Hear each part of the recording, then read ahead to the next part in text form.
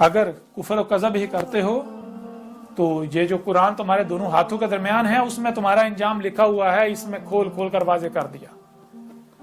ٹھیک ہے میرا کذب کرو، میرے ساتھ دشمنی کرو، ایک بار کم از کم پڑھ لو، تحقیق کر لو، تاکہ بعد میں آپ لوگوں کو پچھتانا نہ پڑے۔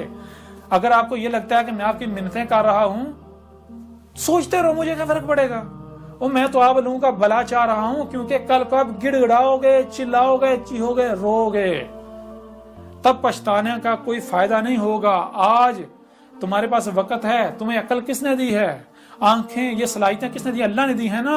تو ایک بار مان کے دیکھ لو، اسے پڑھ کے دیکھ لو، ایک بار میری دعوت کو سن کے دیکھ لو۔ میرے خلاف جو محاذ کھلے ہوئے ہیں، اتنے اتنے بڑے بہتانات لگائے جا رہے ہیں۔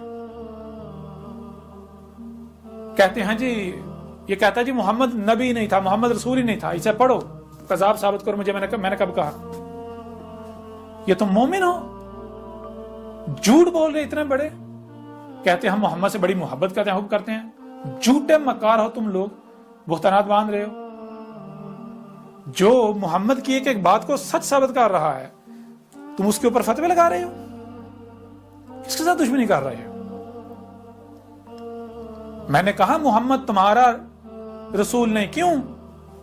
کیونکہ تمہاری اپنی بخاری یا مسلم میں کیا یہ نہیں لکھا ہوا کہ آج سے 14 صدیہ قبل محمد نے کہا تھا کہ جیسے عیسیٰ ابن مریم کی وفات کے بعد عیسائی کر رہے ہیں، مسیح کر رہے ہیں، عیسائی کر رہے ہیں عیسیٰ سے منسوب کر کے، تو جب رسولوں کو جمع کیا جائے گا، اس وقت جب عیسیٰ ابن مریم سے پوچھا جائے گا کہ عیسیٰ کیا تو نے کہا تھا ان کو، تجھے اور تیری ماں کو الہین بنا لیں، جو کچھ یہ کر رہے تھے کریں، تو عیسیٰ کہے گا کہ اے میرے اللہ، اے میرے رب، میں تو تب تک کی گواہی دے سکتا ہوں جب تک میں ان میں موجود تھا، جب تو نے مجھے وفات دے دی اس کے بعد تو جانے اور یہ جانے مجھے کیا پتہ یہ کیا کرتے رہے، تو عالم الغیب ہے۔